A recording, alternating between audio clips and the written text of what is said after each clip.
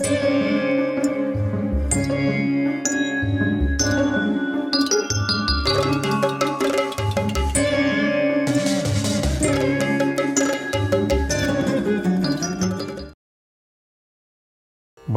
పొదిగిన శస్త్రాలను ఇచ్చాడు.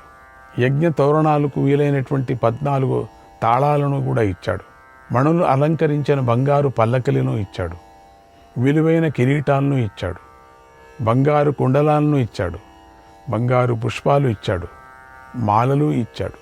చంద్రుడిలాగా తెల్లగా ఉన్న శతావర్త శంఖాలను కూడా ఇచ్చాడు. పరిమళభరితమైన చందనాన్ని ఇచ్చాడు. రత్నాలు, బంగారం, వస్త్రాలు ఇలా వివిధ వస్తు సామాగ్రిని కానుకలుగా ఇచ్చాడు. తన ఇంట్లో ఉండిందంతా ఇచ్చేశాడేమో అట్లా ఇచ్చాడు. అంత సంతోషం. ఎందుకంటే కృష్ణుడు అంటే తెలుసు ఎవరని. చందనం, అగురు కొయ్యలు, దివ్యాభరణాలు, చాలా విలువైన వస్తువులు, పట్టుబట్టలను సంతోషంగా ఇచ్చాడు. ఘటోత్కచుడు విభీషణుడికి నమస్కారం చేసి ఆయనకు ప్రదక్షిణం చేసి బయలుదేరాడు.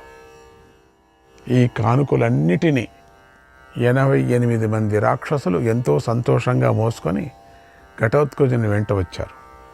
అందరూ సముద్రాన్ని దాటి సహదేవుడి వద్దకు రాసాగారు. అందరూ వచ్చారు. ఇక్కడ సహదేవుడు కానుకలు మోసుకొని వస్తున్నటువంటి ఆ రాక్షసులను ఘటోత్కచుడిని చూశారు. ఆ రాక్షసులు అతి భయంకరంగా ఉన్నారు. వారిని చూసి ద్రావిడ సైనికులు భయపడి నలుదిక్కులకు పారిపోయారు. ఘటోత్కచుడు సహదేవుడి వద్దకు చేరి నమస్కారం చేసి నిలబడ్డాడు. సహదేవుడు ఘటోత్కచుడి చేతులు పట్టుకొని కౌగలించుకున్నాడు. కానుకలు తెచ్చిన రాక్షసుల వంక సంతోషంగా చూశాడు. తరువాత ద్రావిడ సైనికులను విడిచి ఇంద్రప్రస్థానికి బయలుదేరాడు. ఇలా సహదేవుడు కొంతమంది రాజులను యుద్ధంలో జయించాడు. కొంతమందిని సామనీతితో నచ్చజెప్పి జయించాడు.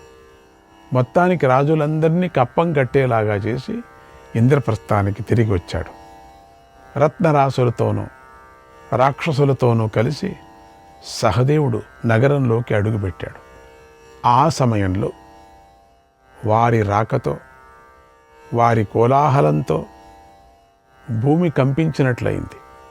సహదేవుడు ధర్మరాజును కలుసుకొని నమస్కారం చేశాడు. ధర్మరాజు సహదేవుణ్ణి అభినందించాడు.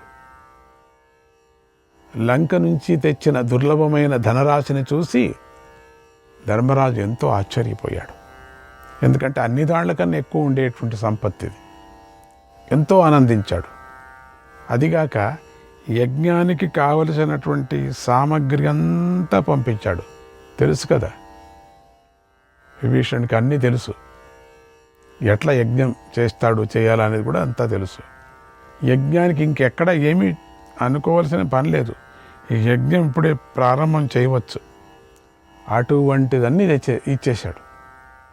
యజ్ఞం చేయొచ్చు. ఇంక ఏం చేయాల్సిన పని లేదు. సహదేవుడు తెచ్చిన ధనరాశుల్లో 1000 కోట్ల విలువైన బంగారం ఉంది. అందరికన్నా ఎక్కువ ఉంది. విచిత్రమైన మణులున్నాయి, రత్నాలున్నాయి. అన్నిటినీ సహదేవుడు ధర్మరాజుకు సమర్పించి ఇంద్రప్రస్థంలో సుఖంగా నివసించాడు. శ్రీకృష్ణాయ పరమాత్మనే నమః. 32వ అధ్యాయం. అర్జునుడు, భీముడు, సహదేవుడు చేసిన దిగ్విజయ యాత్రలను గురించి తెలుసుకున్నాం. ఇప్పుడు నకులుడి దిగ్విజయం గురించి తెలుసుకుందాం. వైశంపాయన మహర్షి జనమేజయుడికి ఇలా చెబుతున్నాడు. ఓ మహారాజా, ఈ నకులుడు అతడి విజయగాథను విను. పశ్చిమ దిక్కు భగవంతుడైన వాసుదేవుడి ఆధీనంలో ఉంది కదా, దానిని ఎలా జయించాడో విను. నకులుడు పెద్ద సేనను వెంట పెట్టుకొని ఖాండవ ప్రస్థం నుండి పశ్చిమ దిక్కు వైపుకు బయలుదేరాడు. సైనికులు సింహనాదాలు చేశారు. యోధులు గర్జించారు. రథచక్రాల ఘోషణలతో భూమి కంపించింది. అంతా కోలాహలంగా సేన బయలుదేరింది. అంత పెద్దగా. ముందుగా నకులుడు కుమారస్వామికి ఇష్టమైన రోహితకమనే పర్వత ప్రాంతానికి చేరాడు. రోహితకమనేటువంటి పర్వత ప్రాంతం అందంగా ఉంటుంది. గోవులతో నిండుగా ఉంటుంది. అక్కడ నకులుడికి మత్త మయూరకులనే రాజులతో ఘోర సంగ్రామం జరిగింది. ఆ యుద్ధంలో వారిని జయించి చక్కని మరుభూమిని, ధాన్యంతో తులతూగే శైర్షికాన్ని, మహోత్త దేశాన్ని వశం చేసుకున్నాడు. మరుభూమి ఆక్రోశుడి వశంలో ఉంది. అతడు నకులుడితో ఘోరమైన యుద్ధం చేసి ఓడిపోయాడు. తర్వాత నకులుడు దశార్ణ దేశాన్ని ఓడించాడు. శిబి, త్రిగర్త, అంబష్ట, మాళవ, పంచ, కర్పట, మాధ్యమిక దేశాలను జయించాడు. వాటదాన దేశాలను కూడా జయించాడు. మళ్ళీ అక్కడి నుంచి దాన్ని వశం చేసుకొని అక్కడి నుంచి చుట్టూ తిరిగి వచ్చి పుష్కరారణ్యంలో నివసిస్తున్న ఉత్సవ సంకేతులు అనేటువంటి పేరు గల గణాలను అదుపులోకి తెచ్చుకున్నాడు. సముద్ర తీరంలో నివసించే గ్రామీణ్యులు అనేటువంటి పేరు గల క్షత్రియుల్ని జయించాడు. సరస్వతీ నదీ తీరాన గల శూద్రాభీర గణాలను జయించాడు. మత్స్య సంపద మీద ఆధారపడి జీవించే పల్లె వారిని జయించాడు. పల్లె వారిని అంతా జయించాడు. ఇతర ప్రాంతీయ వాసులను ఓడించి వశంలోకి తెచ్చుకున్నాడు. పంచనద దేశాలు మొత్తాన్ని, అమర పర్వతాన్ని, ఉత్తర జ్యోతిషాన్ని, దివ్య కటాన్ని, ద్వారపాల నగరాలను కూడా అతి స్వల్ప సమయంలోనే గెలిచాడు. పశ్చిమ దిక్కులో ఉన్నటువంటి రామఠ, హార, హూణ రాజులందరినీ కూడా ఆజ్ఞతోనే జయించాడు. తన ఆధీనంలోకి తెచ్చుకున్నాడు వీళ్ళందరూ. శ్రీకృష్ణుడి వద్దకు దూతను పంపాడు. శ్రీకృష్ణుడు ప్రేమతో నకులుడి శాసనాన్ని అంగీకరించాడు శ్రీకృష్ణుడు. తర్వాత నకులుడు శాకల దేశాన్ని గెలిచాడు. శ్రీకృష్ణుడు ఏమీ మాట్లాడకుండా ఒప్పేస్తున్నాడు. మాతృదేశానికి వెళ్ళి ప్రేమతో మేనమామ అయినటువంటి శల్యుణ్ణి జయించాడు. వాళ్ళంతా ఊరూరికి ఓడిపోయారు. శల్యుడి నుండి రత్నరాసులను గ్రహించి ముందుకు వెళ్ళారు. చిత్ర మార్గాలను తెలిపినటువంటి సముద్ర మధ్య వాసులను జయించాడు. భయంకరులు, మ్లేచ్చులు, బర్బరులు, కిరాతులు, యవనులు, శకునులు జయించి ఇంద్రప్రస్థం వైపుకు బయలుదేరాడు. నకులుడు తాను గ్రహించిన రత్నరాసులన్నిటినీ గున్న ఏనుగుల సహాయంతో తెచ్చాడు. శ్రీకృష్ణుడు చాలా రత్నాలు ఇచ్చాడట.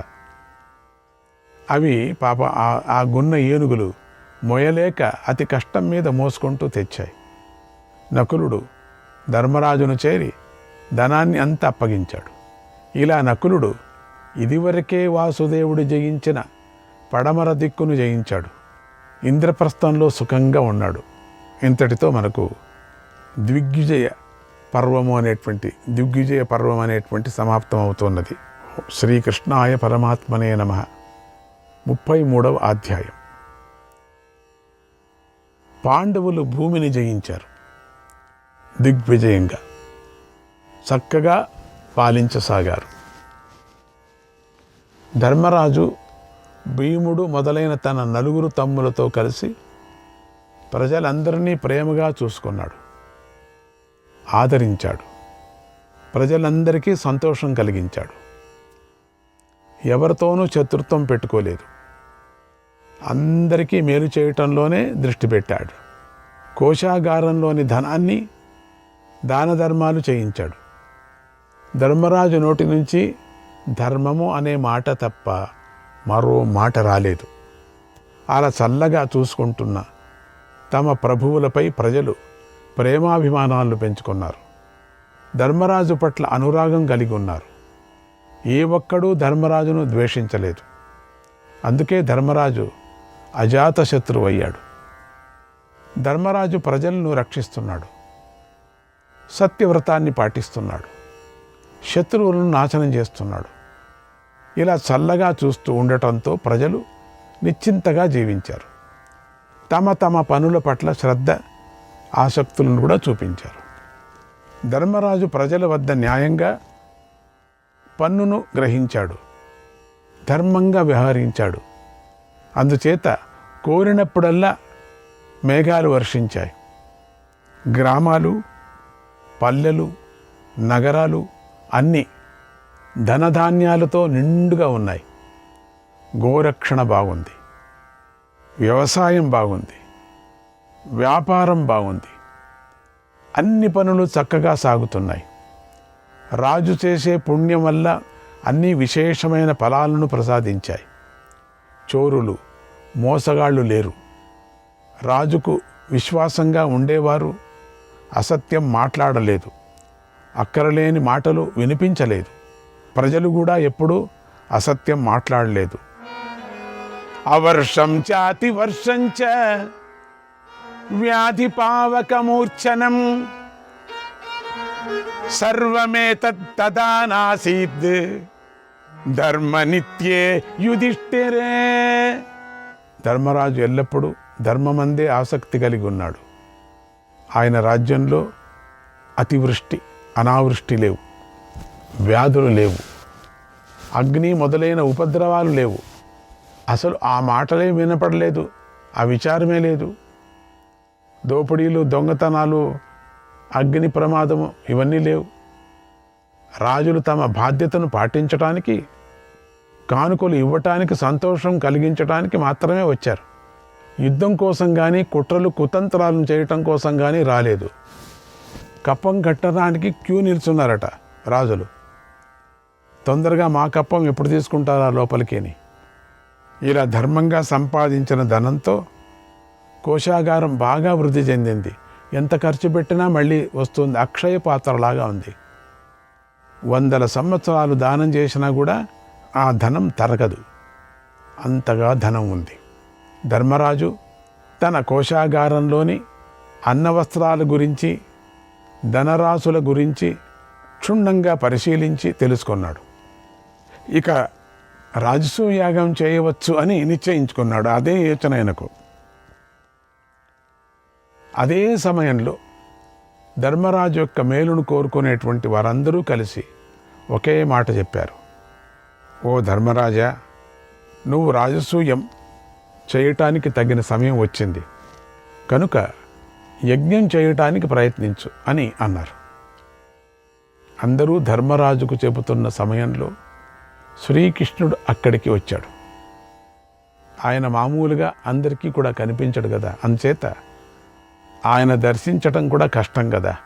జగతస్తస్తుషాం శ్రేష్ఠః ప్రభవశ్చాప్యయశ్చః భూతభవ్య భవన్నాథః కేశవః కేశి సూదనః. స్థావర జంగమాలన్నిటికీ కృష్ణుడే ఉత్పత్తి స్థానమై ఉన్నాడు కదా. శ్రీకృష్ణుడే అందరికీ ఆశ్రమై ఉన్నాడు. ఆయన భూత భవిష్యత్తు వర్తమానాలు శాసించే శాసకుడు.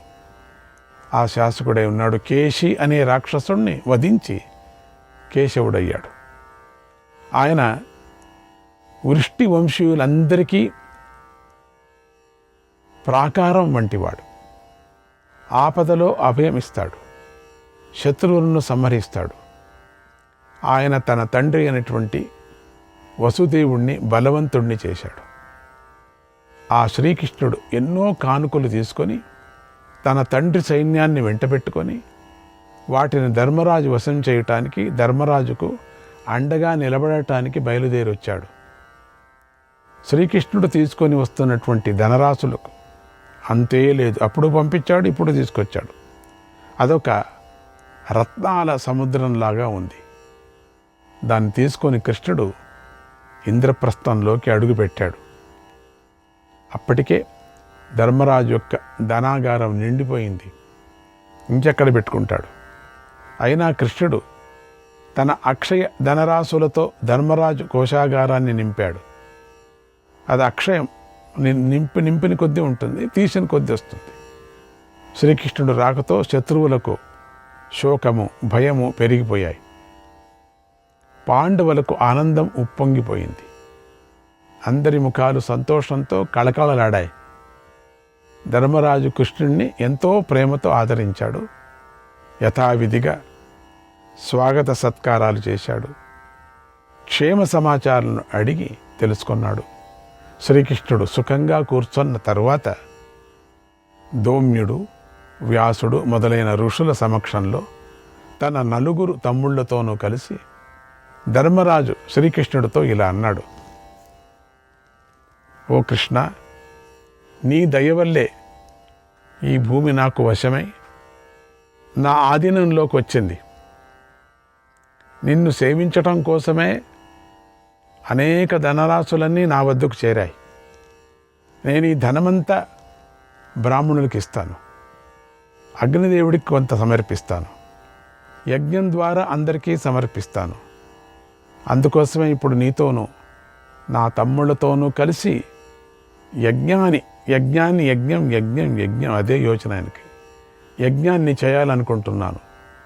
కనుక ఈ కోరిక తీర్చు, ఈ యాగం చేయటానికి అనుమతించు. తద్దీక్షాపగోవింద త్వమాత్మానం మహాభుజ త్వయిష్టవతి దాశార్హ విపాప్మా భవితాహ్యహం. ఓ గోవింద, స్వయంగా మీరే యజ్ఞ దీక్షను గ్రహించండి. ఎందుకంటే మీరు యజ్ఞం చేస్తే నేను పాపం లేనివాడిని అవుతాను, లేదా మీ చేతి నుండే నాకు యజ్ఞ దీక్షను ఇవ్వండి, నా తమ్ముళ్ళతో కలిసి యజ్ఞం చేయటానికి అనుమతి ఇవ్వండి అని ప్రార్థించాడు.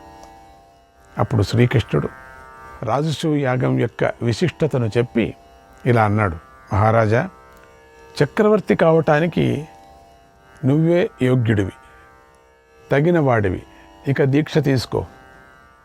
నువ్వు దీక్షను స్వీకరిస్తే మేమందరం నీ పనిని సాధించి పెడతాం.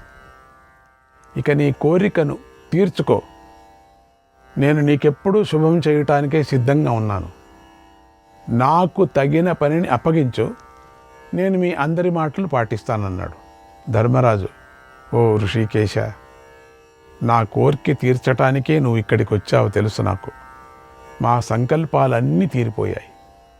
నాకు తప్పక యాగసిద్ధి లభిస్తుంది, ఇది సత్యం అన్నాడు. తర్వాత ధర్మరాజు శ్రీకృష్ణుని మాట ప్రకారం తమ్ముళ్ళతో కలిసి రాజసూయ యాగం చేయటానికి తగిన సామగ్రిని సిద్ధం చేసుకోసాగాడు. సహదేవుణ్ణి మంత్రులను పిలిచి ఇలా ఆజ్ఞాపించాడు, శ్రీకృష్ణాయ పరమాత్మనే నమః.